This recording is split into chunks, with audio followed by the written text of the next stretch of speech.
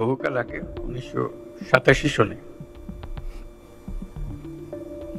আমাকে একটা সম্মেলনে ডাকা হয়েছিল। সেখানে একটা প্রবন্ধ পাঠ করেছিলাম। তার শিরোনাম ছিল গ্রোয়িং আপ উইথ জায়ান্টস। লোকে প্রথমে একটু চিন্তিত ছিল, এটা কি হলো, জায়ান্ট কোথায়?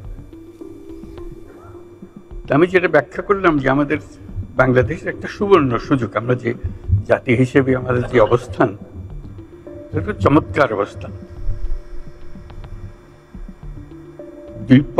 দুই পাশে দুই মহাশক্তি আমাদের, ভারত আর চীন।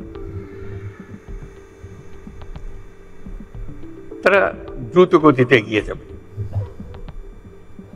আমরা যেহেতু মাঝখানে আছি, আমাদেরকে ফেলে যেতে পারবে না। তাদের বাতাসে আমরা উঠতে থাকব। সেই থেকেই আমার বদ্ধমূল ধারণা বাংলাদেশের ভবিষ্যৎ অতি চমৎকার, তার অবস্থানের কারণে। তখন দুই জায়ান্টের কথা বলেছিলাম, দুই মহাশক্তি। এখন আর দুই মহাশক্তির কথা বলি একই সঙ্গে, 4 মহাশক্তি। আমাদের কি অপূর্ব সুযোগ! আমাদের সামনেই বিস্তীর্ণ মহাসাগর,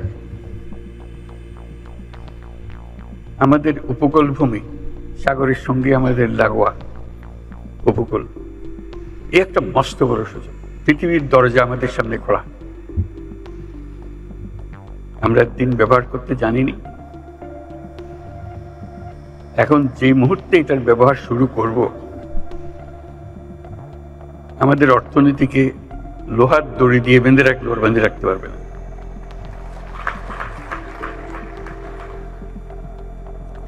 এবং আমাদের উত্তরে হলো সে বিখ্যাত হিমালয় পর্বতমালা, যেখানে জমে আছে আমাদের যাবতীয় শক্তি, হাইড্রো পাওয়ার।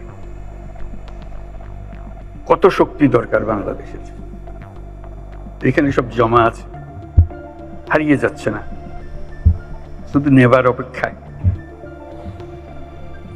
শুধু প্রতিবেশী দেশের সঙ্গে একটা সম্পর্ক করা, যাতে করে আমরা এই 40 মাইল বা যে দূরত্বটুকু দুই দেশের মধ্যে আছে, নেপাল আর বাংলাদেশের মধ্যে, ওটুকু অতিক্রম করা। আর কিচ্ছু না। ওরা এক পায়ে খাড়া, নেপাল বারে বারে বলছে আমাদের এটা নিয়ে যাও।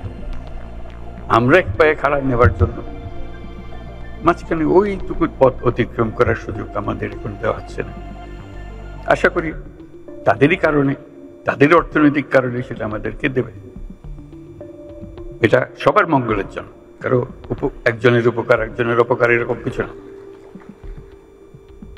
যদি আমরা সেই পথটা খুলে পাই, এখন সামান্য কিছু পেয়েছি, ওটাও কিছুই না, বড় আকারে যদি পাই, বাংলাদেশকে আটকে রাখার কোনো ক্ষমতা কারো নাই। আমরা মহা সৌভাগ্যবান এক জাতি, তার অবস্থানের কারণে।